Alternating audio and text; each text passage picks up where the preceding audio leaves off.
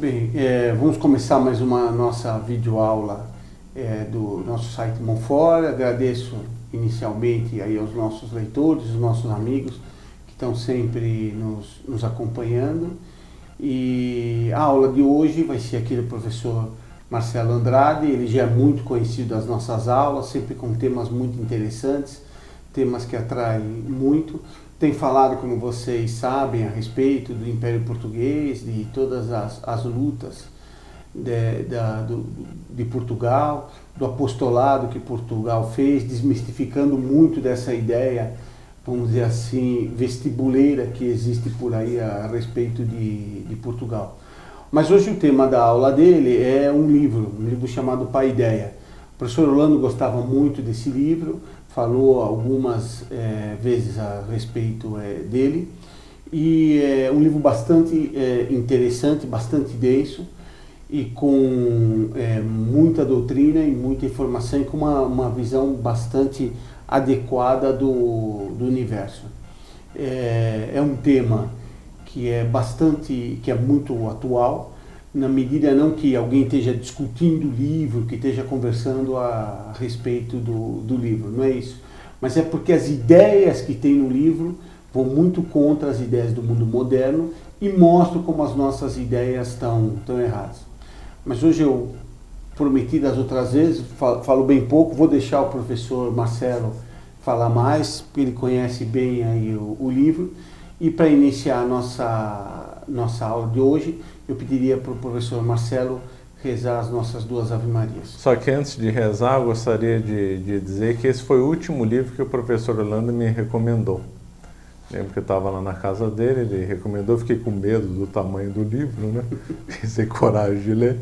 Mas eu falei assim, não, vou ler, professor, vou ler. Ó, aqui está o livro aqui para os leitores, olha, realmente para os nossos ouvintes, podem ver que é um livro que não é pequeno, né? E como dizia o nosso grande amigo Najib, não tem figura nenhuma aqui dentro, é só texto escrito. E aí o professor Orlando me disse, Marcelo, quando você terminar de ler, você vai ter vergonha da nossa civilização. Mas eu sinto informar que o professor Orlando errou, já no meio do livro já comecei a sentir inveja da Grécia e vergonha da nossa civilização. E o engraçado, não é mais o engraçado, o tremendo é que a nossa civilização se julga tal, né? Nós olhamos gregos, romanos, a Idade Média, todos os impérios antigos, porque nós temos chiclete, hambúrguer, Coca-Cola, nós desprezamos as outras civilizações. Eles, coitados, tiveram Aristóteles, Platão, né? Platão. Nós temos jogador de futebol, temos artista de cinema, toda essa turma. Coitadinho, né, dos gregos, dos medievais que produziram São Tomás de Aquino e tantos outros filósofos, né? Nós temos louco. Mas vamos rezar então para começar? Vamos rezar. Ave Maria, cheia de graça, o Senhor é convosco, bendito sois vós entre as mulheres, bendito é o fruto do vosso ventre, Jesus. Santa Maria, Mãe de Deus, rogai por nós pecadores, agora e na hora de nossa morte. Amém. Ave Maria, cheia de graça, o Senhor é convosco, bendito sois vós entre as mulheres, bendito é o fruto do vosso ventre, Jesus. Santa Maria, Mãe de Deus, rogai por nós pecadores, agora e na hora de nossa morte. Amém. Auxílio dos cristãos, rogai por nós. São Paulo, rogai por nós.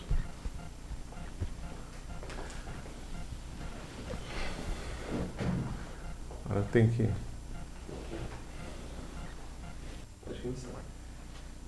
Bom, nós vamos agora tratar sobre a paideia. O autor é Werner Jäger. Ele nasceu em 1888 e faleceu em 1961. Era um autor alemão, muito estudioso, né, como dá para ver pelo nível do livro. Saberia grego, né, latim. Todos esses autores antigos, também o Coulonge também saberia grego e latim, para poder ler as coisas no original, né?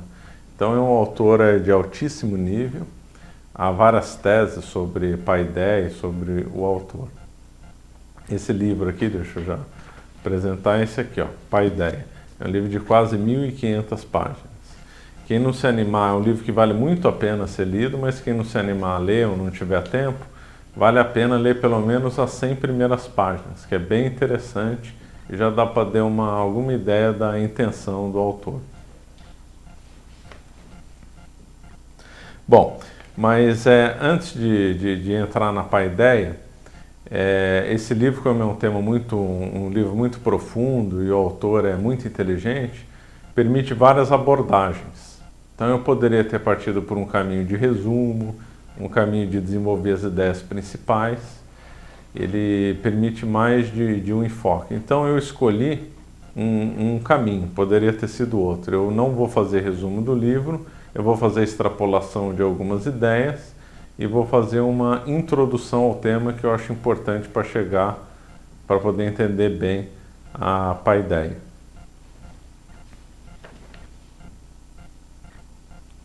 Aliás, esse tema ainda, só para concluir, permite futuras aulas, né? Então aqui já talvez vai ficar claro no final dessa exposição que essa aula vai ter que ser seguida de outras para o assunto ficar mais completo. Então nós vamos agora, então, nessa introdução, falar sobre os anjos. Então, os anjos fazem parte eles participam do governo do mundo material.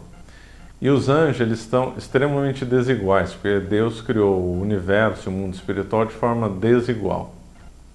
Os anjos são classificados em 3 hierarquias. Isso está tudo na Suma Teológica.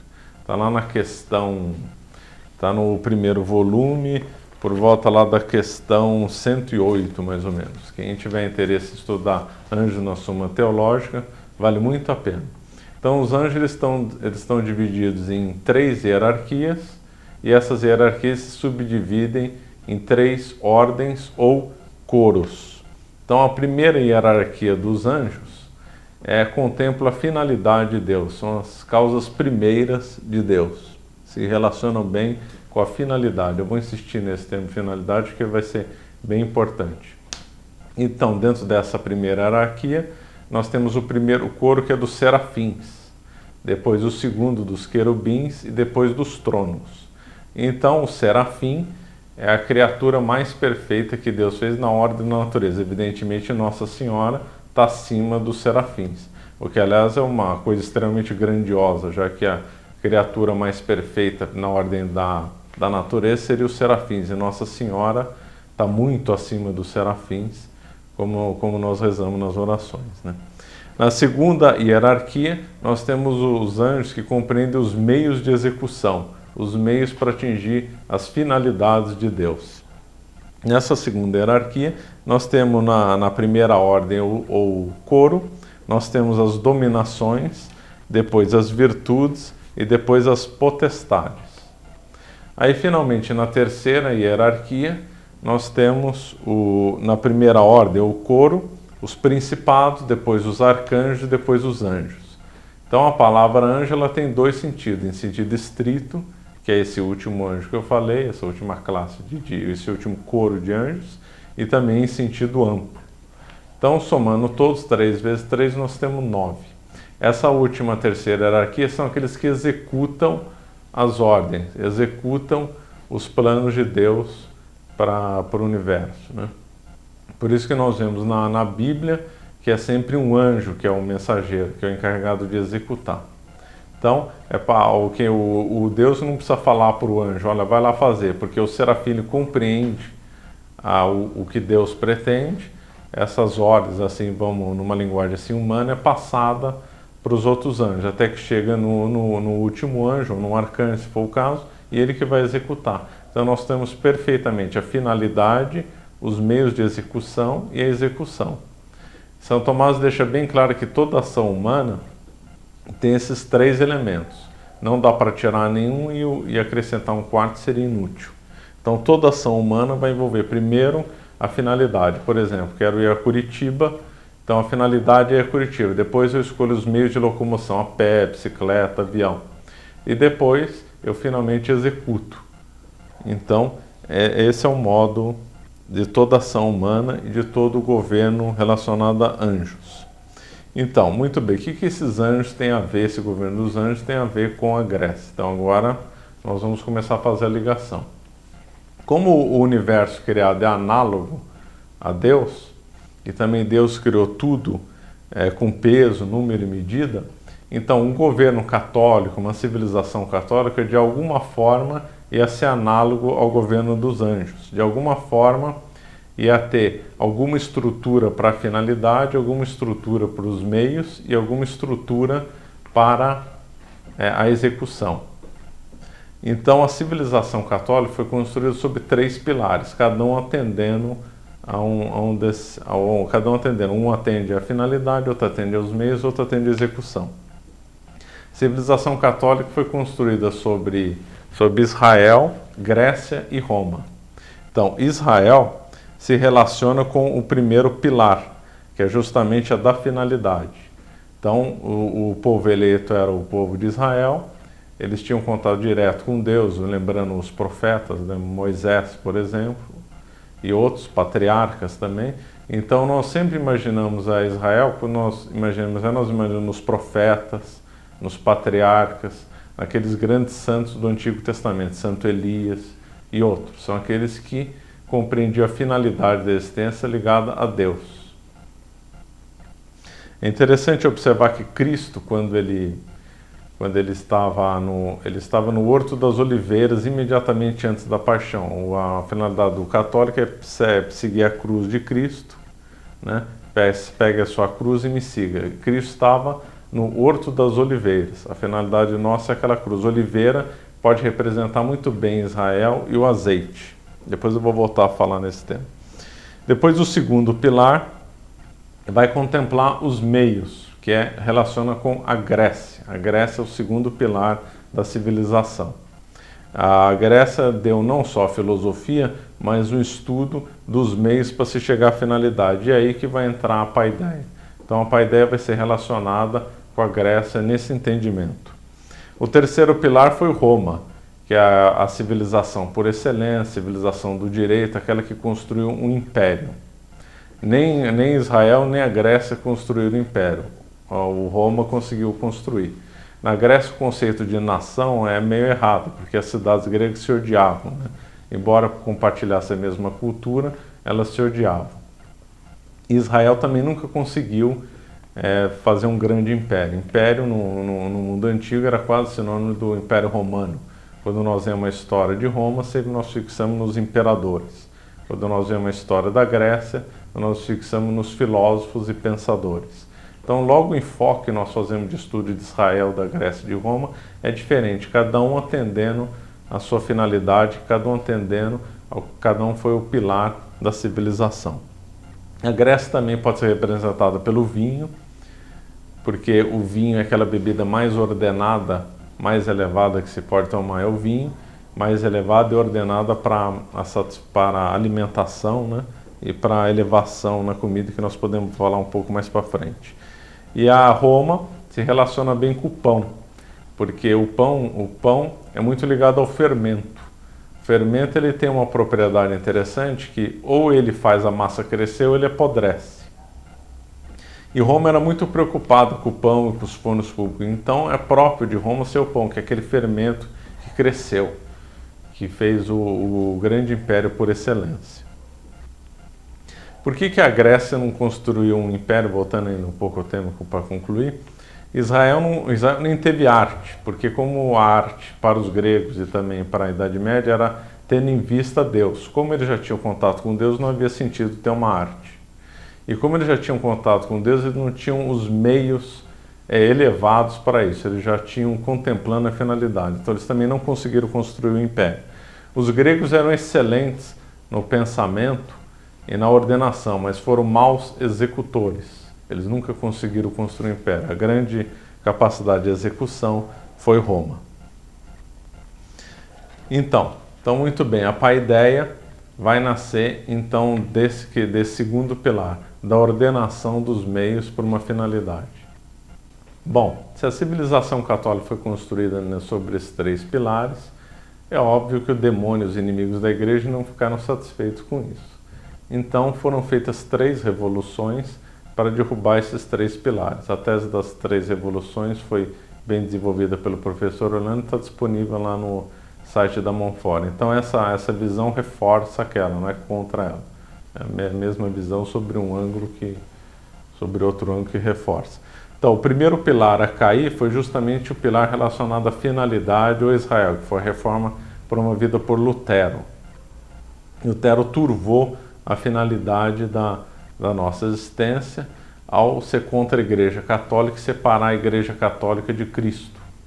Foi um grande erro e um absurdo, né, que acabou, infelizmente, mudando o mundo para pior. É próprio dessa primeira revolução do Lutero e do Renascimento que se relaciona com ela, a mudança de visão das artes.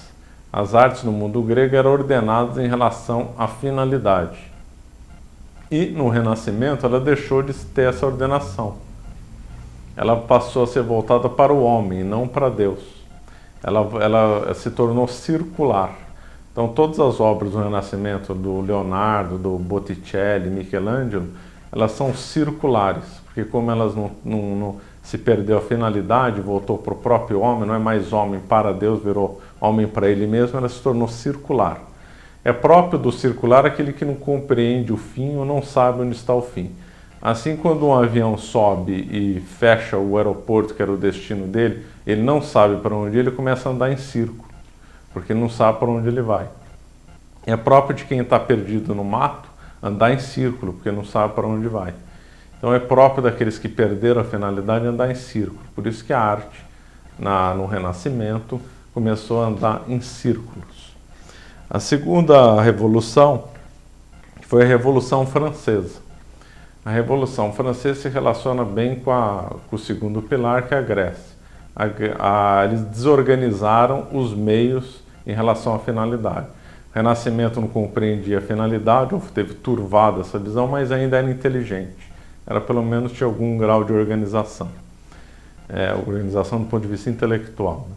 A Revolução Francesa ataca esse nível de organização. Ela ataca já os meios.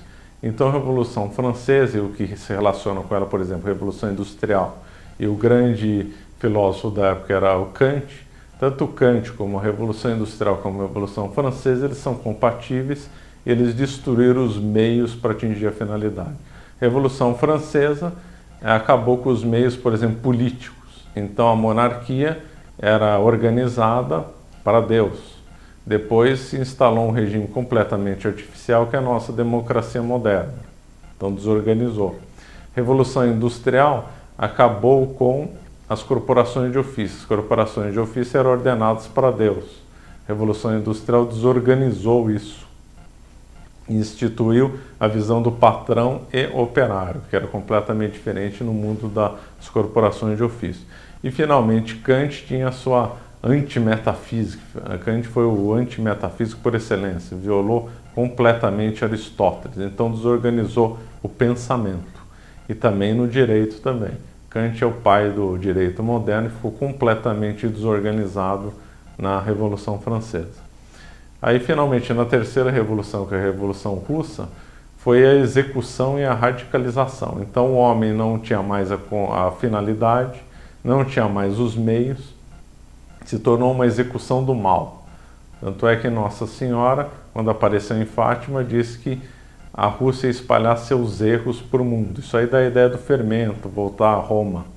Então, assim como Roma espalhou a civilização para o mundo antigo, Moscou é uma espécie de anti-Roma, que era que espalhou o mal para o mundo.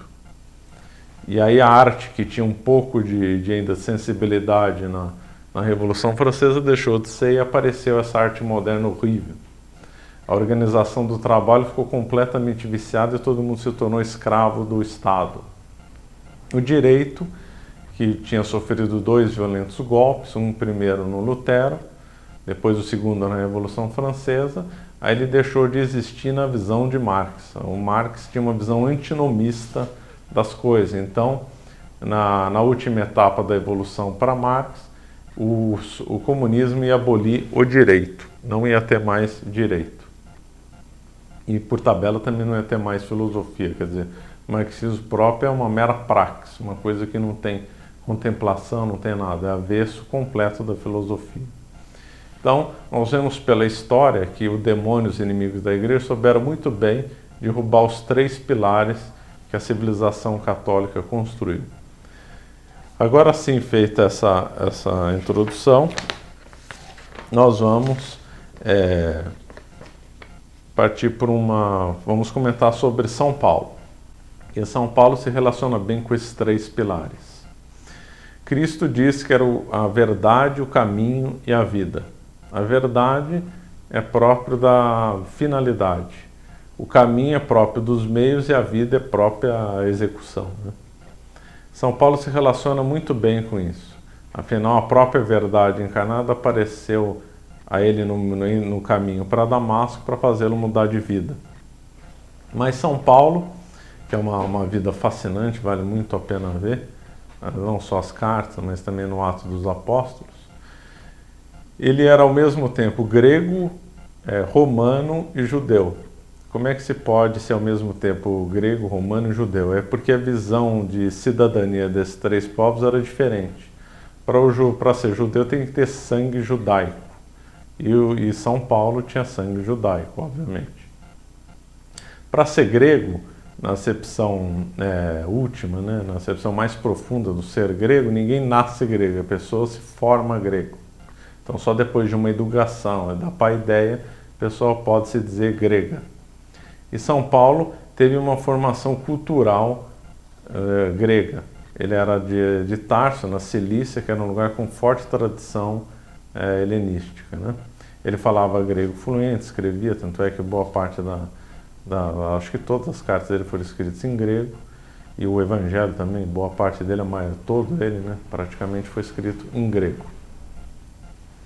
E São Paulo também era cidadão romano. Para pertencer ao Império Romano, era muito ligado ao ius soli, quer dizer, o direito na terra. Então a visão de cidadania dos três era diferente e ao mesmo tempo harmoniosa. Então São Paulo, ao mesmo tempo, era romano, grego e judeu. São Paulo pregou em Jerusalém, pregou em Atenas e pregou em Roma. Em Atenas, vale muito a pena ver a pregação dele no Areópago.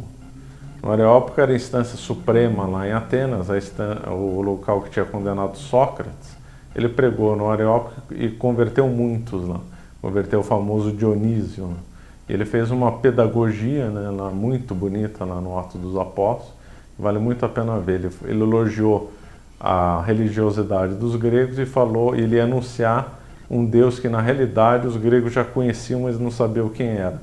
Porque em Atenas tinha o templo ao Deus desconhecido. E aí, didaticamente, São Paulo anuncia para os gregos que ele ia anunciar o Deus desconhecido. Ele critica o paganismo dos gregos, mas ele usa certos poetas gregos para fundamentar. O São Paulo usou, obviamente, a teologia toda herdada de Israel, correta, né, de Cristo, etc. Ele usou o direito romano em seu favor nas defesas que ele fez, e ele também fez citações sobre os poetas gregos.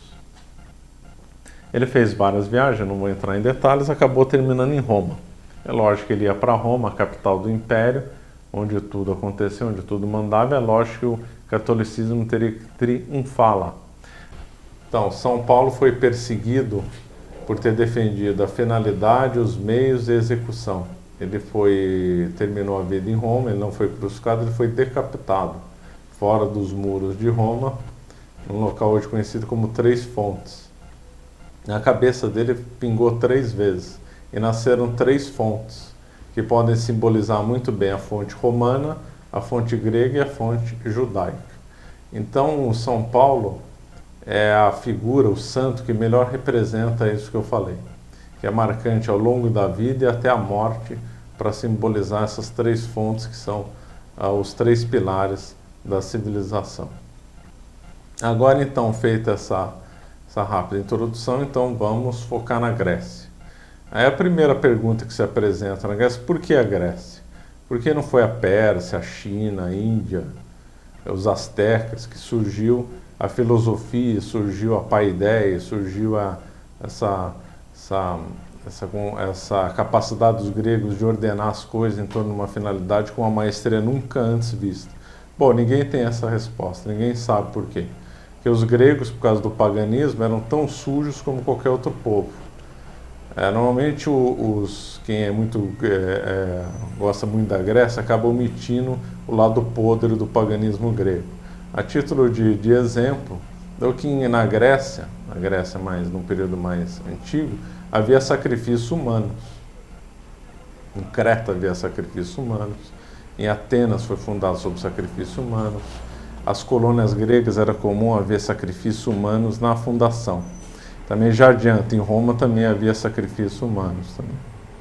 Fora isso, na Grécia havia um desprezo pelos não perfeitos, né? Havia uma eugenia. Então, em Esparta, a Jerúsia, que era o conselho dos anciãos, eles matavam as crianças que achavam que não era digno de ser um espartano. E Platão defendia a eugenia, Aristóteles defendia a escravidão. Então, os gregos tinham um lado muito sujo. Agora, o que diferencia a Grécia de todos esses povos que eu falei, Pérsia, China, Índia, etc., não é no nível de sujeira do paganismo, mas sim o nível de excelência.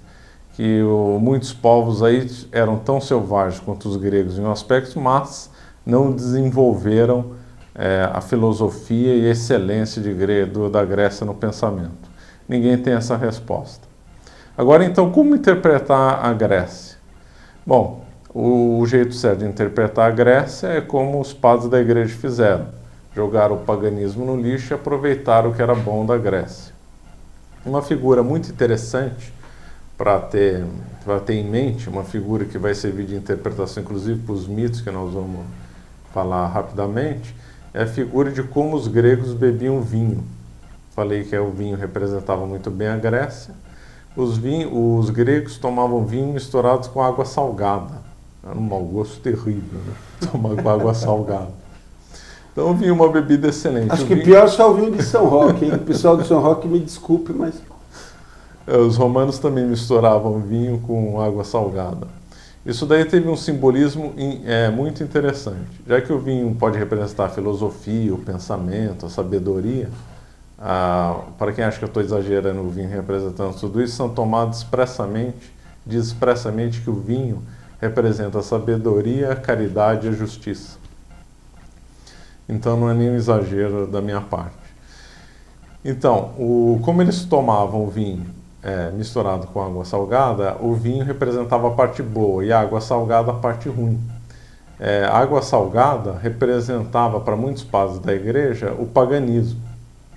Santo Agostinho comenta nesse termo, se não me falha a memória. E uma passagem interessante do Evangelho das Montanhas, quando Cristo fala: se o homem de pouca fé tivesse mais fé, essa montanha seria lançada ao mar. O que significa isso? Homem significa terra, montanha significa uma elevação de terra. Montanha, então, pode significar muito bem um santo. Lançar no mar, que é a água salgada, que é o paganismo, foram os apóstolos enviados aos pagãos para convertê-los. Então, isso eu estou exemplificando só para demonstrar que a água salgada representa o paganismo. Quando veio a Idade Média, além de separar o joio do trigo na Grécia, parou de tomar vinho com água salgada. Então, esse simbolismo que eu vou usar do vinho tomado com água salgada para tomar o vinho sem água salgada é que vai servir de mote e de meio para a interpretação de muita coisa na Grécia.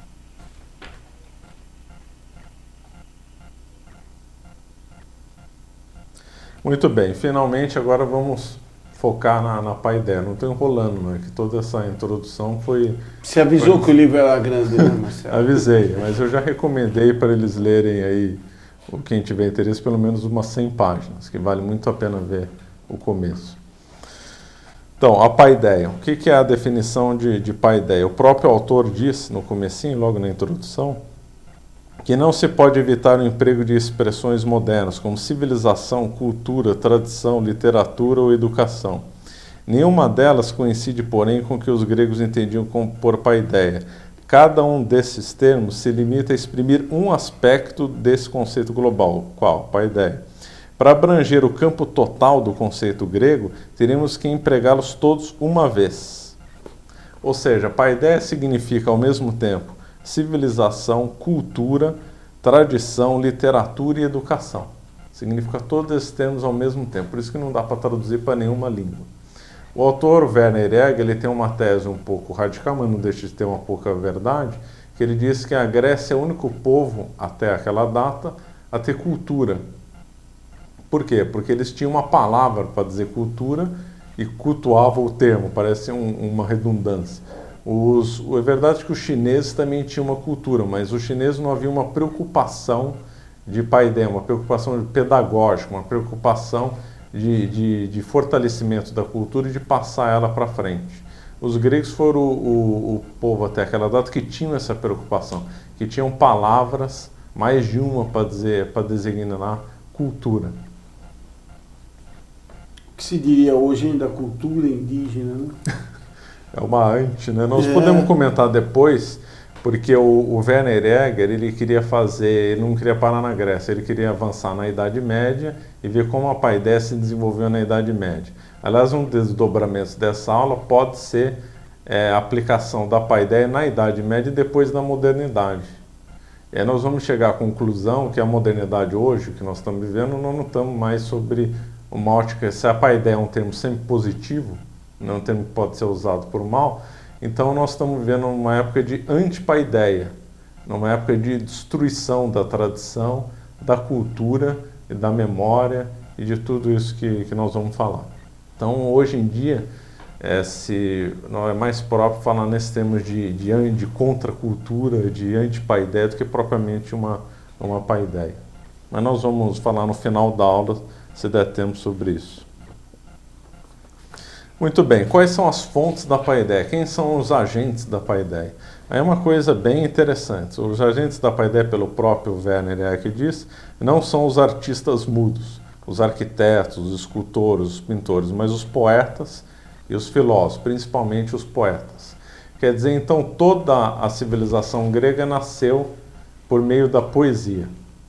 Toda a filosofia, na poesia grega já havia o germe da filosofia.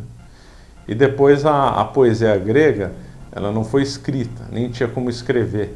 Na época da Ilíada, a Ilíada se refere à Guerra de Troia, né? Nessa época não havia nem alfabeto para conseguir escrever uma poesia, né? Eles só tinham uma coisa muito rudimentar que os historiadores dizem linear B. O alfabeto surgiu muito tempo depois. Então foram traduções orais, poemas recitados ao longo dos séculos, que depois foram escritos muito tempo mais tarde, séculos depois. Então o que é bonito na Grécia é que ele teve uma formação não só poética, mas também teve uma formação oral e de tradição oral, né? E quem que são os grandes nomes da paideia? Na realidade tem um grande nome, né? É Homero. Homero fez toda a Grécia. Agora começa a polêmica. Homero existiu realmente? Hoje, atualmente, né, se diz que Homero Homero existiu, mas ele não foi o autor nem da Ilíada nem da Odisseia. Isso daí teria sido composto por outros, foi um povo que construiu ao longo dos séculos a Ilíada e a Odisseia, e Homero talvez tenha sido um desses poetas que andavam na Grécia recitando essas histórias. Já que isso é verdade, os poetas iam nos campos, né, e nas cidades recitando esses poemas. E Homero talvez tenha sido um deles. Ninguém sabe. Outros ainda até hoje dizem, não, Homero escreveu. Mas a maior parte da historiografia moderna diz que Homero ele não escreveu a Ilíada nem a Odisseia. Uns dizem também porque a Ilíada e a Odisseia são momentos históricos diferentes da Grécia. E não podia ser o mesmo autor escrevendo coisas diferentes. E o que diz a Ilíada? A Ilíada diz a Guerra de Troia. Há muito tempo se achou que a Guerra de Troia era uma guerra mítica, mas depois a arqueologia provou que existiu mesmo. Lógico que não com os deuses do jeito que foi contado, mas existiu uma guerra e sobre essa guerra foi contado um monte de lendas e tal. O grande herói dessa guerra foi Aquiles, do lado grego, e Heitor do lado troiano, né? Nós não vamos avançar muito na discussão da Ilíada e da Odisseia, porque isso daí requer muito tempo, talvez uma aula futura. Então a Ilíada trata de guerra. E a Ilíada era o principal poema da Grécia, superior à Odisseia. Havia até gregos, num período mais moderno, depois da conquista romana, que criticavam a Odisseia, dizendo que a Odisseia era inferior à Ilíada e Homero já estava decadente, já estava muito velho e já não estava no mesmo nível. Mas a Odisseia se refere às aventuras, né, na volta de Odisseu. Odisseu é o termo mais correto para falar. O Odisseu é sinônimo de Ulisses, né? Mas já que se chama Odisseios, o mais correto é dizer Odisseu ou Odisseus, né? Ulisses é um termo latino. Então, a Ilíada trata da guerra e a Odisseia trata do pós-guerra, da volta de Ulisses para casa. Nós vamos comentar um pouco nesses mitos, para interpretar como que isso daí era incutido na mente dos gregos. Antes de falar isso, nós vamos falar um pouco da educação das crianças gregas e dos jovens, como que era feita essa educação na Grécia. Lógico que mudou muito o local e no tempo, mas em determinado período a educação começava por volta dos 7 anos. Dos 7 aos 16 anos, o jovem, ele estudava no que se chamava em palestras. Palestras eram locais físicos, no qual professores de ginástica e de música ensinavam os jovens. É surpreendente notar que havia só 2 matérias, ginástica e música. Depois se acrescentou uma terceira, que era gramática. Só que investigando bem, música incluía muito mais coisas. Incluía astronomia, incluía poesia, incluía história, incluía gramática, incluía recitação, etc. e tal. Na realidade, já havia implicitamente o quadrivium e o trivium na formação do jovem. O trivium e o quadrivium se atribui a Boécio, né? Mas na realidade implicitamente já havia essa cultura do trivium e do quadrivium na Grécia. Ginástica também é uma coisa também muito mal explicada, e o Werner Jäger explica muito bem. Ginástica para os gregos não significava só uma coisa para a saúde, também não é só um treinamento para a guerra ou para o exército, como também se diz. A ginástica na acepção grega significava um treinamento para a coragem, era um meio para sufocar as paixões, então visava também a alma. A acepção correta que Platão dá e outros dão diz expressamente que a ginástica é voltada para isso, para a coragem, para sufocar as paixões. Depois dessa fase das palestras, o jovem ia para o ginásio. A palestra normalmente era paga pelos pais e os professores eram particulares. Não eram particulares, eram como uma escola. Vários pais pagavam por um mesmo professor que num local determinado, havia palestra para a ginástica e a palestra para a música. Isso também em cidades menores provavelmente havia uma palestra só, onde se alternavam os professores. Quem levava essas crianças para a palestra era o pedagogo. O pedagogo nada mais do que era um escravo que levava a criança para lá para evitar que a criança fugisse, não prestasse atenção, etc. Mesmo naquela época os alunos também não prestavam atenção, tentavam fugir do estudo e tal. E o pedagogo era aquela pessoa que ficava em cima. Quer dizer, eu penso que hoje seria muito bom recapturar o pedagogo, não como escravo, claro, mas essa figura do pedagogo é interessante. Ficar em cima da criança, não deixar fugir, né? Tem que prestar fazer uns carinhos, né? Então era muito bom. Depois o pedagogo ele evoluiu para justamente aí ensinar alguma coisa, dar alguma lição de moral para o aluno. Mas no começo era um mero escravo, que era só levava e evitava do aluno fugir ou outra coisa. Depois desse jovem ele ia para o ginásio. O ginásio então era público, diferente da palestra que era coisa privada. O ginásio era sustentado pelas cidades gregas.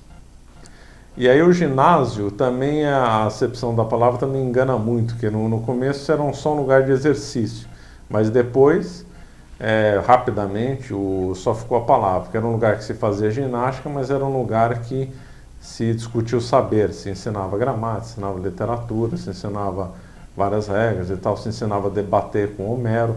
Na Grécia ninguém podia se dizer sábio ou inteligente, ou qualquer coisa, ou filósofo, se não soubesse Homero de cor. Tinha que saber Homero de cor.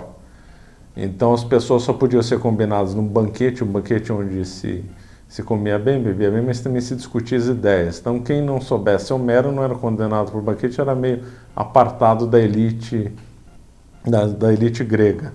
Mais do que as Olimpíadas, havia disputas na Grécia para ver quem sabia melhor Homero, quem recitava melhor Homero. A Olimpíada triunfou na Grécia num momento mais de decadência, né? As discussões de Homero reuniam muito mais gente, eram muito mais É que nem hoje em prestigiadas. dia, as discussões filosóficas atraem muita gente, né? Na Grécia tinha até a Ágora, né? A Praça Central Grécia, onde todo mundo se discutia as ideias. É igual hoje. Não tinha novela à noite, eles iam lá para a praça para discutir filosofia. Eu trabalho lá no centro de São Paulo e aí eu ando por lá, eu fiquei com uma cena surpreendente. Pessoas e senhores e crianças trocando figurinha lá no centro de São Paulo. Você vê, né? O nível mesmo, né? É o nível mesmo. Da Grécia se discutia Homero na Praça Pública, se troca figurinha. Realmente, hoje em dia nós temos blog que substituem o Ágora, né? Todos os gênios podem se manifestar. Todos, né? Então a educação na Grécia, já com essa nossa ironia, nós estamos defendendo que era bem superior a hoje, como de fato era mesmo, né? No ginásio também, uma certa época, foi trocado, se a pessoa pudesse pagar, para, sim, escolas também privadas. Mais famosa de uma determinada época foi Platão. Então, Platão tinha academia, foi fundada por Platão, não sei se foi fundada, parece que tinha uma academia mais antiga em Atenas, mas a academia como está ligada a Platão. Aristóteles, por exemplo, que era de Estagira, foi para Atenas, onde era um centro de excelência do saber. Ele podia ter optado na escola de Isócrates, não Sócrates, Isócrates, ou de Platão. E ele acabou, por indicações, indo para a escola de Platão. E lá ficou um bom tempo. Se a pessoa não possuísse tão recurso, dependendo do momento histórico, ela ficava no ginásio. Depois do ginásio, forçosamente ela tinha que fazer exercícios militares ou ir para a guerra, se fosse o caso. Normalmente aí já era um jovem de 20 anos. E os 22 anos, ou 21, ou mesmo 20 anos, encerrava a fase de formação da Grécia. Começava com 7 e até os 20 e poucos anos. Aí ele era tido como um cidadão. Ele já podia se dizer grego, já que grego é aquele que se forma na cultura grega, ninguém nasce grego. E aí, se ele soubesse bem Homero, ele estava então um passo mais acima, ele podia ir para um banquete, ele ia ter maior capacidade de penetração na cultura grega, né? Vamos comentar então sobre os mitos, porque eu falei que Homero formou toda a Grécia e nós vemos lá em Homero os mitos. Aliás, nem todo mito está lá com Homero, mas os mitos faziam parte da educação da criança. O Platão se incomodava um pouco com isso, porque mito é uma mentira, óbvio, né? Agora, o mito, ele encerra um conteúdo moral, e o Platão achava importantíssimo esse conteúdo moral. Então, ao mesmo tempo que ele criticava, ele achava interessante a tese dos mitos. Mas o fato é que durante séculos a Grécia educou as crianças na base do mito. E o que os mitos ensinavam? Então, dentro dessa mentalidade de separar o paganismo, as coisas certas do errado, vamos então examinar o mito da Medusa, por exemplo. Medusa é aquela górgora horrorosa que tem as serpentes saindo da cabeça, e quem olha para ela fica petrificado. Olha, isso daí é um símbolo excelente, muito interessante, aliás, muito pedagógico também. Porque os pensamentos, os serpentes saem da cabeça, obviamente refere a pensamentos. Os pensamentos são perigosos mesmo, é igual uma serpente. E mais, se for um pensamento certo, e a pessoa provou por meio de um silogismo, uma verdade, obriga a acreditar nisso. Lembrando que nas praças públicas em Atenas, qualquer lugar nas águas, quem usasse sofisma era vaiado. Então a pessoa não podia usar de má fé para provar um argumento. Se ela usasse um sofisma ou quisesse enganar, ela era vaiada. Então se alguém consegue provar alguma coisa, obriga aquele que ouviu e viu que foi realmente provado, obriga, ou seja, a verdade petrifica. Então a Medusa é muito interessante, porque a Medusa significa que os pensamentos são perigosos, é verdade. Se for verdade, petrifica. A pessoa é obrigada a seguir aquilo, está petrificada. Porque a verdade nunca muda. Otávio, o que dizem hoje, né? Mas a verdade não muda. E depois a Medusa, todo o templo da sabedoria na Grécia tinha a figura da Medusa, porque a Medusa era uma das virgens que serviam nos templos da sabedoria de Atena, né? Lembrando que tinha várias Atenas, né? A gente tem uma ideia errada que os deuses eram deuses de abstratos, né? Para toda a Grécia. Não, houve várias Atenas, houve várias Palas, houve vários Poseidons, ou Poseidons, como alguns dizem que é melhor, houve vários Hércules. Só muito futuramente essas coisas foram concentradas em... Normalmente os mitos eram locais também. Mas isso é só para deixar a coisa clara. O que importa é essa interpretação inteligente dos mitos e por isso que formava as crianças.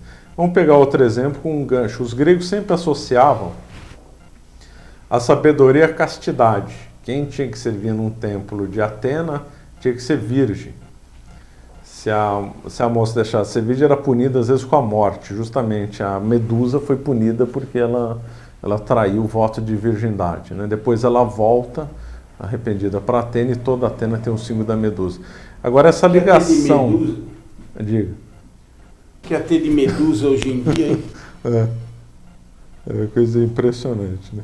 Mas tem um outro mito que retrata melhor ainda, que é no mito relacionado a Ulisses, a Odisseus. Falei para usar Odisseus e vem Ulisses, né? Mas tudo bem. Ulisses, na volta, ele passa por várias ilhas gregas e vários locais gregos. Uma dessas ilhas é onde estava Circe. Circe era uma bruxa que enfeitiçava e transformava os homens em porcos se ele cedesse à luxúria e à gula. Olha, isso aí é um ensinamento espetacular, porque justamente aquele que volta a vida para a luxúria e para a gula, ele nunca vai ter capacidade filosófica e nunca capacidade de sabedoria. Isso, aliás, toda a Idade Média ensinava nesses termos também, né? Ou a capacidade intelectual dele vai ficar reduzida, ou mesmo vai ser bem limitado, o que nós vemos hoje no mundo que cedeu à luxúria e à gula, está com a capacidade intelectual bem limitada mesmo. E justamente o porco, que é aquela figura suja, o porco ele não consegue levantar a cabeça, né? Ele não consegue olhar para o céu. Então essa figura do porco no mito da Circe é muito interessante, muito inteligente. Outro mito interessante ainda do Odisseu é o da sereia. Sereia, na acepção inicial, não é a mulher metade peixe, metade mulher, mas sim são pássaros. Não tem nada a ver com a sereia. Sereia provavelmente foi criação romântica ou renascentista, agora não me lembro. Então, as sereias eram seres alados que seduziam os marinheiros pelo canto. E aí eles pulavam no mar e morriam, ou levavam o navio para naufragar. O Odisseu sabia muito bem disso, e ele se amarrou num mastro de madeira, que é bem simbólico. Lembrando que o Odisseu era marceneiro, carpinteiro. Os gregos também valorizavam muito o carpinteiro por causa da analogia, né? Platão falava muito de modelar almas, e o que o carpinteiro e o escultor fazem, né, é modelar a madeira. Os outros marinheiros do Odisseu foram colocados cera de abelha nos ouvidos para os pássaros alados, as sereias, não seduzirem.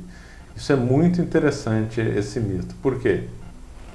Porque justamente esse mito se refere às ideologias, às falsas ideologias, que seduzem bastante. Então, por exemplo, Lutero seduziu muita gente, levou as pessoas para o abismo, ou melhor, levou as pessoas para o naufrágio. Depois vem a Revolução Francesa com um monte de lorota. Depois vem modernismo e toda essa modernidade com um monte de lorotas. Todas essas ideologias anticatólicas são cantos da sereia que levam as pessoas a se afogar e a naufragar. Qual que é o jeito disso? O jeito disso é ficar amarrado à cruz de Cristo. De modo análogo, o Odisseu ficou amarrado a uma madeira, né? Tem vários mitos assim que são bem interessantes. Eu não vou ter que parar, só falei isso para exemplificar. Esse era um modo pedagógico da Grécia. As crianças aprendiam a interpretar esses mitos para servir para a vida inteira. Se serviam, isso é outra questão. Porque o juízo que os padres da igreja fizeram sobre a Grécia, ou pelo menos uma boa parte deles, não era muito positivo. Quando os gregos abandonavam um vício, normalmente partiam para outro. Isso é muito comum, e aliás é comum para quem é católico, para todo mundo, abandonar um vício, mas abandonou porque trocou por outro. Isso também é muito comum em seitas, né? Os cátaros eram assim, horas não podiam comer nada, depois podiam comer tudo e partir para as devassas. Nas religiões de mistério na Grécia havia muitas essas inversões. de ter uma vida ascética e depois partir para a luxúria, o inverso, de negação da matéria, ou então de endeusamento da matéria. Era muito comum sair um vício e partir por outro vício. Por quê? Porque os gregos estavam imersos no paganismo, ainda não tinham sido convertidos, né? Tinha falta de equilíbrio, que é sempre dado pela igreja e por Cristo. Exatamente. Né? Não havia... Ou de um lado tem uma vida ascética completamente absurda, o exemplo dos cátaros que você deu é muito bom, né? São os perfeitos, e de outro lado gente que para o qual valia de tudo, né? Outro exemplo mais moderno, mais atual, o pessoal da TFP, né? Aqueles que são mais velhos lá, para eles valem tudo. Então vale enganar, vale mentir, vale roubar, vale qualquer coisa. Enquanto os pobrezinhos lá embaixo se exige sacrifícios deles enormes, né? Engraçado que todas as seitas modernas, ou um pouco mais antigas, mesmo dos cátaros, lembra muito a religião de mistérios na Grécia. Que a Grécia tinha duas religiões, tinha a principal religião oficial era a religião dos mortos, que eu tratei em outra aula. Também vinha a religião dos deuses, e também quem quisesse aprender algum segredo mais, assim, mais ou menos como funciona a maçonaria hoje, ou pensasse que tinha algum segredo oculto, partia para as religiões de mistério, que é exatamente como o Alberto falou. Havia Ceses, a religião de mistério famosa foi de Pitágoras e do Orfismo, por exemplo, e também de Mitra, que não só pertencia à Grécia, mas também no Egito. Bom, passado essa questão dos mitos, aliás, não está passado porque faltou uma coisa importante a dizer, que todo mito grego é circular. Então Medusa saiu do templo de Atena e voltou para o templo de Atenas. O Odisseus, na realidade, saiu dos braços de Penélope, que era esposa, e depois volta para Penélope. Aliás, a Odisseia é bonita nisso, que ela defende o casamento. A Grécia, pegando esse gancho de casamento, é interessante, porque a Grécia, à medida que a Grécia entrou em decadência, o casamento foi perdendo força, igual a nossa civilização. Então havia leis na Grécia contra homossexualismo, havia leis contra solteiros. Então, um determinado ponto era o fulano tinha que casar, senão tinha que pagar multa. Aí o fulano tinha que posar numa balança, o que é mais caro, sogra ou o imposto da cidade? Normalmente ele ia preferir pagar o imposto. Né? Porque... Agora, é bom não dar ideia, viu, Marcelo? Porque senão é capaz aí que os nossos governantes colocam imposto sobre os solteiros, né? Mais um pretexto para aumentar imposto. Mas brincadeiras à parte, isso é verdade. Aí quando a Grécia entrou em decadência, o casamento entrou em decadência. O homossexualismo aumentou, aí aumentou a devassidão e tudo. Quando a Roma conquistou a Grécia, já estava completamente acabada. Mas então, estava falando disso por causa do circular. Então, todo o mito grego é circular porque faltava eles a ideia de finalidade. Assim como também todo o Renascimento era circular. Essa figura dos mitos, a Idade Média, a Igreja nunca deu importância. Eu estou falando dos mitos que eram importantes para a Grécia, né? Mas para a Idade Média eles nunca tiveram importância porque a Igreja soube muito bem que mito era uma bobagem. Daria para fazer uma paideia sem mitos. Foi o que a Igreja fez. A Idade Média foi uma paideia, o apogeu da paideia de civilização foi feita na Idade Média. Talvez se a gente fala isso numa próxima aula, mas sem os mitos. Então, o mito parece como uma espécie de bengala ou muleta, que era necessário para ensinar a criança. O Platão percebia que tinha alguma coisa errada, mas não conseguiram ir além. E a Igreja Católica, já na Ordem da Graça, por causa de Cristo, já viu que não precisava mais dessa muleta. Então, por isso que a Idade Média nunca deu importância para os mitos. Os mitos voltaram a ser importantes justamente na decadência do pensamento. Já no Renascimento, no Iluminismo, começou a se voltar a dar uma certa importância para os mitos. Então, todo mundo quis interpretar mitos marxistas, iluministas, Freud, psicólogos, tem tratados de mitos aí. Só para concluir. Bom, muito bem.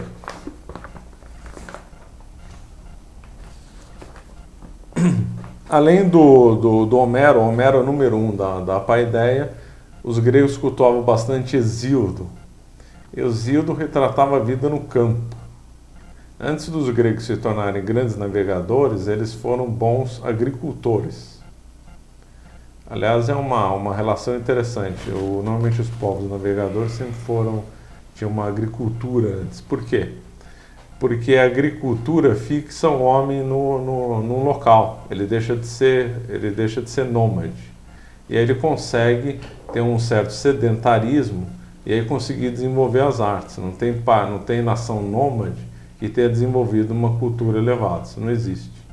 Então, justamente a agricultura favorece um sedentarismo, não um sedentarismo ruim do fulano ficar sentado em frente à televisão vendo bobagem. Não é isso. O sedentarismo voltado para as artes e para a elevação do espírito. Essa foi justamente a lógica da Grécia. Então eles foram grandes agricultores, grandes pastores, depois eles partiram para a navegação. O Hesíodo retrata essa vida dos pastores, que os gregos interpretavam como análogo, e de fato é. A palavra cultura, ela tem o sentido tanto do ponto de vista intelectual, que também como ponto de vista da agricultura. Isso não é coincidência. E os gregos também interpretavam como não sendo coincidência. Então, o Hesíodo, ao retratar virtudes da homem do campo, também era um simbolismo para fazer o homem cultuar uma vida intelectual. Cultuava o campo, cultuava a vida intelectual. Nós temos análogos e complementares. O conceito fundamental, agora nós vamos desenvolver as ideias da paideia. O conceito fundamental na paideia para os gregos era a areté. O melhor é agudo, alguns dizem areté, mas eu acho que o correto é areté. Eu não conheço o grego, mas eu acho que o certo é a areté. Então, o que é a areté? A areté é uma palavra que também não dá para traduzir, porque a areté combina uma espécie de virtude e heroísmo. Os gregos... havia muita contradição no mundo grego entre vários deuses e uma noção de que deveria haver um Deus só, uma divindade só. Isso é claríssimo em Sócrates, Platão e Aristóteles. Então havia uma contradição. Para ter uma ideia dessa contradição, o testamento de Aristóteles, o maior filósofo da história que provou que Deus existia, ele deixou ídolos para várias pessoas. Quer dizer, como é que um homem da inteligência de Aristóteles não percebeu essa contradição? São as contradições do paganismo. Então, paralelo a esses deuses, os gregos imaginavam que devia ter um mesmo princípio e que se deveria servir a esse princípio. Então, se deveria dar até a vida para esse princípio. Então, a piedade para os gregos é no sinônimo de honrar a esse Deus, essa causa das causas. E a areté era fazer o possível para agradar essa divindade. O possível que era na guerra, ter o maior heroísmo possível e morrer defendendo uma cidade. Isso era indiretamente para fazer essa piedade. Ou no campo das artes, ou no campo do saber, se dedicar ao máximo nessa areté. Mas a areté normalmente era muito ligada ao guerreiro, né? Aquele que morre e dá a vida pelo outro. E essa areté também era associada à beleza. Depois nós vamos acompanhar como a ética não é distinta da estética no mundo grego, né? Essa subordinação do homem ao mais elevado é uma coisa bem interessante. Diz que o mundo grego era meio humanista e cultuava o homem. Isso aí não é bem verdade. Isso aí é uma interpretação errada. A sociedade que realmente cultuou o homem como tal foi, por exemplo, o Renascimento, que não colocava nenhum valor acima do homem ser cultuado. Foi típica antropocêntrica por excelência, foi o Renascimento. O mundo grego não era bem assim, não. Era a arte, eles eram focados para servir a divindade. É lógico que eles tinham essa visão completamente deturpada, mas a arte era para servir, era para ter memória dos deuses. Então, por exemplo, a mãe das musas era Mnemósine. Mnemósine, daí vem o termo mnemônico, né? Que refere à memória. Então, o que significa isso nessa interpretação mitológica?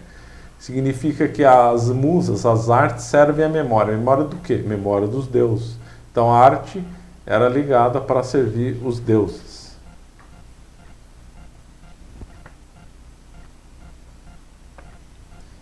Então, Se a arte era para servir os deuses, aí veio a grande lição grega, uma das grandes lições da Grécia, que aliás contradiz muito o mundo de hoje.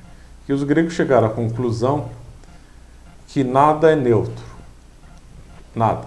Tudo forma ou deforma o homem. Hoje, no mundo, se ensina que a arte é neutra, que a música é neutra, que futebol é neutro, que comida é neutra. Tudo As é neutro. diversões, né? Diversões são neutras. Isso é um absurdo para a Grécia. Na Grécia, nada é neutro. Desde uma música, da gastronomia, do esporte, tudo para eles tinha um sentido de formação. Os gregos eram muito preocupados com a pedagogia, com a paideia. Aliás, o autor Werner Jäger critica bem o cientificismo, com toda razão, porque a ciência hoje não tem nenhuma preocupação com a paideia. Parece uma espécie de gula intelectual de saber determinadas verdades ou princípios sem querer ajudar o outro, apenas para saber, sem ter muita finalidade, né? Sem fazer nenhum liame com Deus ou fazer um liame em prol do outro. Isso seria impossível na Grécia, pensamento. Na Grécia tudo teria voltado para a pedagogia.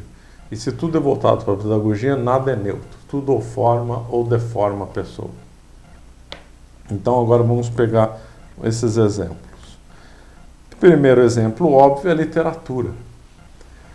A dona Ivone já deu uma aula muito boa sobre literatura, mostrando a ideologia na literatura. Na Grécia isso era óbvio, porque o povo grego foi formado por ideias contidas na literatura. Qual? A Ilíada e a Odisseia. É um povo formado pela poesia. Aliás, essa tradição oral é muito interessante, fazendo uma extrapolação, na igreja também, né? O que vale muito é a tradição oral. Na Bíblia está escrito que aprenderá a fé pelo ouvido, né? Cristo não escreveu nada. Aliás, Cristo a única vez que escreveu foi na areia, né? Nem mandou que os apóstolos escrevessem. Então, tudo que os apóstolos escreveram, eles aprenderam de ouvido. Então, começou primeiro uma tradição oral para depois escrever. Idem no Antigo Testamento. Então, o que eu quero dizer com isso? Quero dizer uma mudança que houve já no final do Renascimento, de dar muita importância à coisa escrita. Então, a fonte do direito na Grécia e também na Idade Média era os costumes, era a tradição. A tradição, os costumes que faziam direito. Escrever era uma coisa secundária. Na Grécia, determinados textos eram proibidos de escrever. Depois, uns espertos lá no final da Idade Média, começam a Idade Moderna, começaram a perverter as leis justamente escrevendo, que é fazer confusão na pessoa. O que é a fonte do direito? É uma lei escrita ou é tradição? A Grécia sempre entendeu como tradição. Hoje em dia, nós temos o triunfo da coisa escrita. Então, vale porque está escrito. É uma inversão completa da visão da tradição e da paideia. Isso é lógico que tem um protestantismo no ar. Por quê? Porque os protestantistas são obcecados com a Bíblia. Porque está escrito é que está certo. Então, extrapolando o conceito protestante para o mundo, aí nasceu a Constituição, nasceu tudo que vale a coisa escrita e não mais a palavra. Na Grécia, a visão era completamente oposta. Era uma religião da tradição e da palavra. Depois se usou esse termo muito na Idade Média. Por isso que faltam muitos documentos na Idade Média, porque era tudo na base da tradição e da palavra. Exemplo, corporações de ofício. Corporações de ofício, muita coisa não tem documento, porque a relação do aprendiz, do oficial e do mestre era na base da palavra e da tradição. Porque afinal a nossa religião católica é a religião da palavra, né?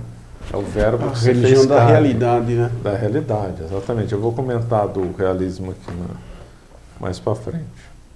Então, nós comentamos na literatura, na música também. A música, para os gregos, era a primeira coisa que deveria se ensinar a uma criança, era a música, boas músicas. Platão tem uma frase célebre que diz que para conquistar uma cidade basta ensinar música ruim. Porque, aliás, é uma verdade esplêndida, né? Se destruiu ajudou a destruir a civilização moderna, rock, essas músicas ruins, que acabam pervertendo essas pessoas. As pessoas que têm ideias erradas se alimentam das músicas ruins que alimentam as ideias erradas e aí cria um círculo vicioso, vicioso. Que vai destruindo a sociedade. E a malandragem, uma inteligência do mal hoje, é dizer que essas músicas são neutras. Então, na Grécia, não se dizia que a música era neutra. Você poderia contestar, não, essa música não é elevada, essa música não é. Tem até os modos, né? Eu não entendo muito de música, mas sobreviveu na história o modo frígio, o modo jônico, o modo eólico, que eram usados para uma determinada formação orientar um determinado sentimento ou estado de espírito. Então a primeira coisa que era ensinada para uma criança era música. Aliás, essa já é uma boa lição para quem é pai de família, dá para as crianças já em ter idade boa música. Dá uma flautinha para ela tocar em casa, né?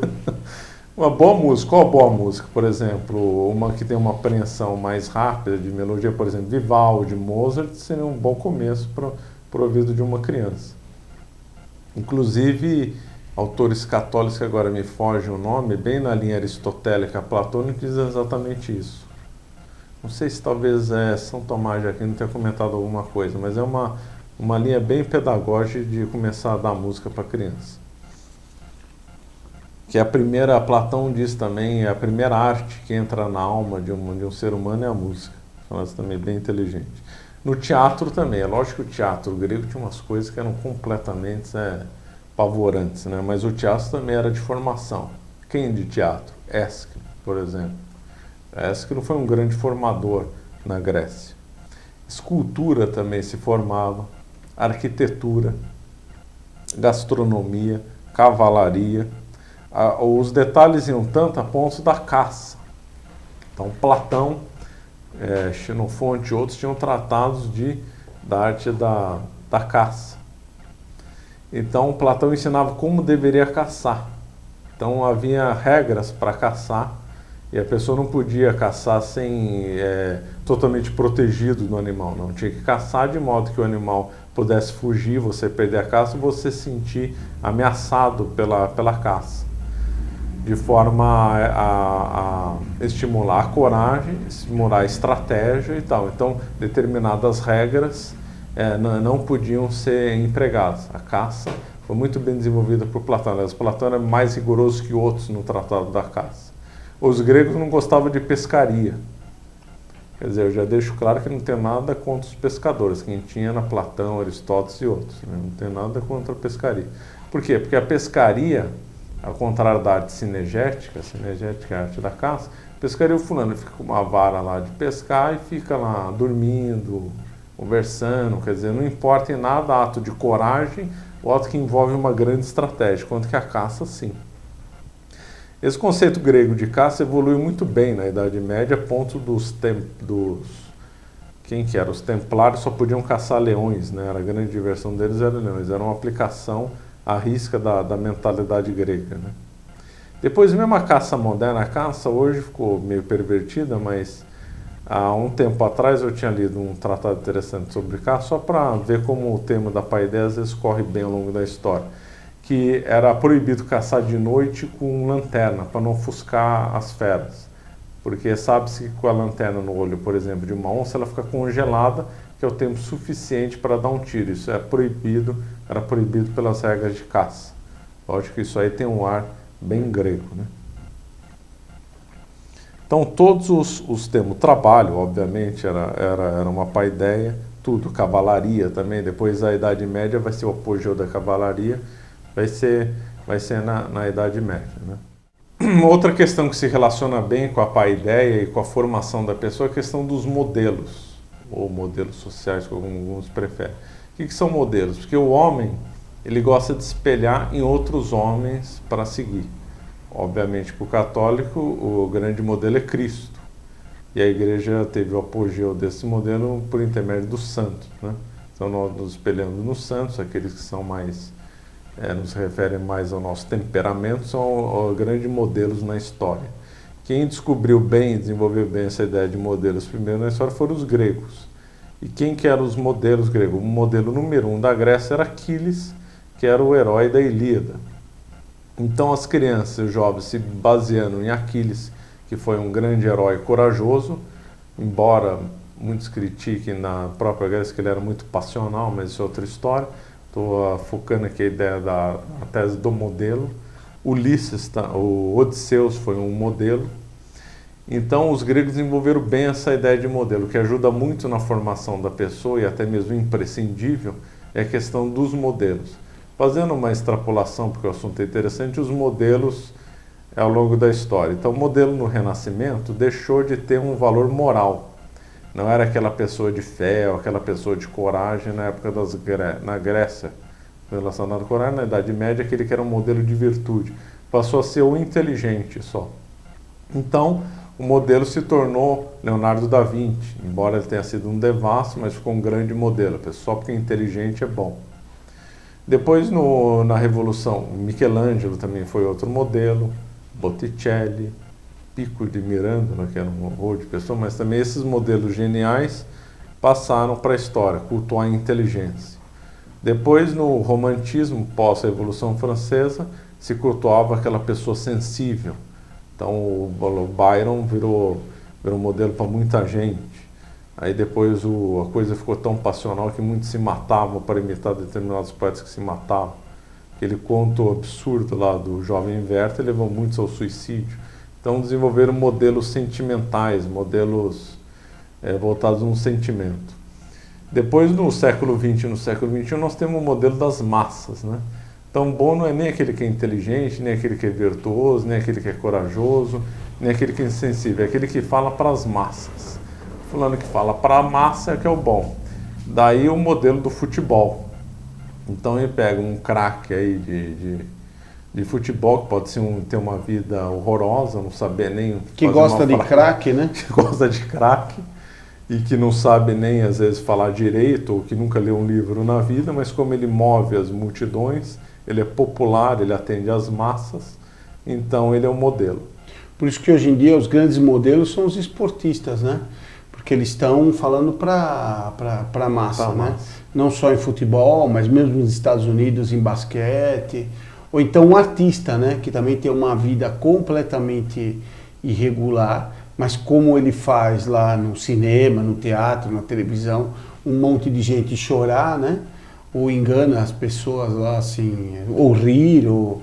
Então ele é um modelo. E ele pode ter a vida que for, né? Pode ter a vida que for, basta conquistar, igual o cantor de rock. Então, porque o cantor de rock vendeu milhões de discos, lotou um estádio que o povo vai lá, às vezes, para usar droga também, então ele é bom por causa disso. Pouco importa vai analisar a vida dele, se ele é bom como modelo ou o teor das músicas. Né? Até se ele leva pessoas ao suicídio, ao vício, não interessa. Né? Não interessa. E também, voltando a repetir, porque a nossa sociedade está vivendo uma época da antipaideia, de deformar as pessoas e pior, vendendo a ideia que as coisas são neutras, né? Quem que era o grande, embora o Homero tenha formado toda a Grécia, essa é uma sentença unânime, por exemplo, Platão diz isso expressamente, o apogeu da paideia foi Platão, porque Platão, como se baseou em Homero, ele subiu um pouco mais, já estava apoiado no ombro de gigantes, né, como diziam os padres da igreja, então conseguem chegar um pouco mais além. Então o apogeu da paideia, segundo Werner Heger, é Platão. Platão era profundamente preocupado com a pedagogia e com a paideia. A interpretação que o Werner Heger dá na República, aliás, é um bom livro para introdução da República. Muita gente começa a ler República, acha que é uma teoria geral do Estado, usando um Estado perfeito, vendo algumas coisas absurdas, mas o que Platão queria mesmo na República era modelar as almas. A República fala antes das almas do que do Estado. Tudo para Platão era pedagógico, tudo para Platão se relacionava à paideia, desde o banquete, o Fédon, a Leis, que é um tratado de Platão que pouca gente lê, mas que é estupendo, trata justamente dessa formação. Antes de concluir, nós vamos pegar um tema que acho bem interessante, que se depreende da paideia, que é a questão da autossemelhança. Hoje, a autossemelhança não é um conceito grego, é um conceito atual, se relaciona aos fractais. É um conceito, aliás, é um raro conceito novo, que é bem inteligente. Né? Na verdade, esse conceito de autossemelhança é um conceito bem metafísico. Os gregos perceberam isso, só que não deram essa nomenclatura. Toda a sociedade grega era analógica em relação a ela mesma. O que significa isso? O que significa essa autossemelhança? Significa que, pegando um exemplo na política grega, quem que era o rei numa cidade grega? O rei na cidade grega era o mesmo que era o chefe de uma família, que era o mesmo chefe de uma frátria, que era o mesmo chefe de uma tribo. Então o rei de Atenas, antes das revoluções que derrubaram o rei de Atenas, na realidade era um chefe de família. Então a cidade grega, eu já falei isso em outra aula, mas só para chamar a atenção, o rei de uma cidade grega era formada por sociedades menores, não por indivíduos. Hoje em dia nós temos uma ideia que a sociedade é formada por indivíduos atomizados, por causa do nominalismo e do protestantismo que venceu, né? Cada um tem a sua ideia de verdade, então se conta os indivíduos hoje, e aí a sociedade como tal. A visão grega não, a sociedade é formada por sociedades menores. Quais eram elas? Tribos, frátrias e famílias. Então o governo da cidade espelhava o governo na casa da pessoa. Esse conceito na Idade Média foi apogeu até com corporações de ofício. A Idade Média era toda autossemelhante, com corporações de ofício, com as ordens militares, era assim. Esse conceito é bem grego. A arte grega era toda autossemelhante. Hoje a nossa arte é totalmente dissemelhante. Um prédio não tem nada a ver com o outro. Um prédio não tem relação nenhuma com o outro. E na Grécia tinha.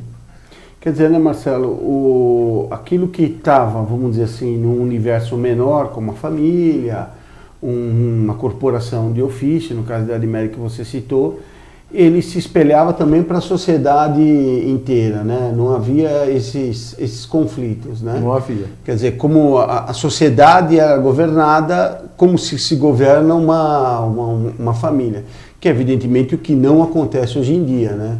Você imaginar um governo com na família com Câmara de Deputados, Parlamento, é o caos absoluto, né? Quer dizer, a ideia hoje é que toda organização ela é fictícia, né? E por isso que o Estado pode mandar em todo mundo e não existe família. E o Estado que decide como é que as famílias vão se formar, a ponto de o governo aprovar uma lei de como é que os pais têm que educar os filhos, né? Isso é um absurdo. Na Grécia, determinadas leis eram o Estado, a cidade, não podia fazer executar. Era o pai de família ou o chefe de uma frátria, de uma tribo, que fazia executar. E já adiantou, a educação na Grécia era os pais que tinham o direito de dar a educação que quisesse para os filhos. Não havia assim um rigor ditatorial, pelo menos em boa parte das cidades. Então, mas esse conceito de semelhança tem dois sentidos. Primeiro, a sociedade inteira se espelhava na natureza, na realidade das coisas. E aí fazia a extrapolação, então, do local para o geral. Mas também havia relações entre elas. Por exemplo, hoje ninguém vê relação entre música e moral, por exemplo, ou entre música e direito, ou entre direito e teologia, ou entre teologia e filosofia. Imagine só, mas hoje tem muita gente que fala isso. E entre filosofia e escultura. Na Grécia, falar isso para um grego era um absurdo, porque todas as matérias se harmonizavam. Todas uma se espelhava na outra, porque eles viam como um todo, tudo era semelhante a si mesmo, né? Pelo princípio da analogia. Na verdade, essa autossemelhança é um princípio metafísico interessante, combina a identidade com a analogia, é bem bonito. Então, os gregos viam tudo isso como compatível. A arte da caça era muito proporcional à ginástica, que era proporcional à música, que era proporcional à escultura. Eles faziam todos esses paralelos, eles viam todos como compatíveis e harmônicos entre si. No mundo moderno se perdeu completamente isso. Hoje nós estamos vivendo uma época completamente delirante, nominalista, nas quais as coisas não têm relação nenhuma e não tem causa e efeito nenhuma. Por isso que é uma sociedade desesperada, né? É, uma sociedade desesperada. A pessoa não tem ideia do que fazer, de como se comportar, hoje mesmo está conversando com 2 professores universitários, gente de alto nível, etc., e que diziam que para acalmar os filhos precisava pôr eles diante da televisão. Quer dizer, uma coisa completamente irracional. Eles mesmos, se você perguntar para eles, eles vão dizer que a televisão emburrece. Mas eles colocam um filho diante da televisão. Eles preferem um burro calmo do que um inteligente, mas... Porque a televisão é uma antipaideia. Ela é feita para deformar a mente das pessoas. Outra questão muito que os gregos prezavam muito, hoje é desprezado, totalmente na Idade Média também desprezava, a questão da memória. Hoje não existe mais memória, nós estamos numa fase de amnésia. Ninguém cultua mais a memória. Por causa do mau uso da internet, da televisão, as pessoas são completamente desprovidas de memória. Elas só vivem para o momento, isso se reflete até na educação. Então o aluno estuda para passar na prova. O aluno não estuda para manter aquele saber dentro dele ao longo da vida. Não, ele estuda só para passar na prova. Outro fulano no concurso público só estuda para passar no concurso público. Depois dá um apagão na mente da pessoa, a pessoa não lembra mais nada, que não cultua a memória. Não é só o Brasil que se fala que é um povo que não gosta da memória. O mundo inteiro parece ser assim. E vemos por instante, contra a memória. Só para ter uma ideia, por exemplo, São Tomás de Aquino sabia a Bíblia de cor. Aristóteles, Platão sabiam Homero de cor, sabia a Ilíada e a Odisseia de cor. Não é fácil não, eles são muitos cantos. Como é que eles conseguiram e hoje o homem do século XXI não consegue? Porque não há um culto do espírito. É uma sociedade meramente material, na qual a memória ninguém mais comenta, não se tem mais, a Grécia tinha exercícios mnemônicos, hoje ninguém mais faz exercícios mnemônicos, ocupa a alma com bobagem, tem uma obsessão pelas coisas escritas, pelo momento, pela poluição nas ideias, então acaba esquecendo as coisas, acaba não cultuando bem a memória. E é o que você disse, né, Marcelo? Não tem esforço para manter, né? Porque não tem esforço para manter. Ele não quer manter o passado. O que interessa é o viver o agora. Então, para que lembrar o que foi ontem? Não interessa. Não tem importância. É um absurdo, porque o homem ele tem o dever da tradição. Cristo, Deus olha para perpetuar, fazer em memória de mim. Quer dizer, existe uma memória a ser preservada, existe uma tradição a ser preservada. E a pessoa não é o momento de hoje que ela vive, né? Ela é resultado de tudo, de todo o passado. Todo o passado dela. Os gregos, inclusive, tinham um mito bom que eram os lotófagos. A flor de lótus era associada a dar um apagão na cabeça da pessoa. Isso era visto como negativo.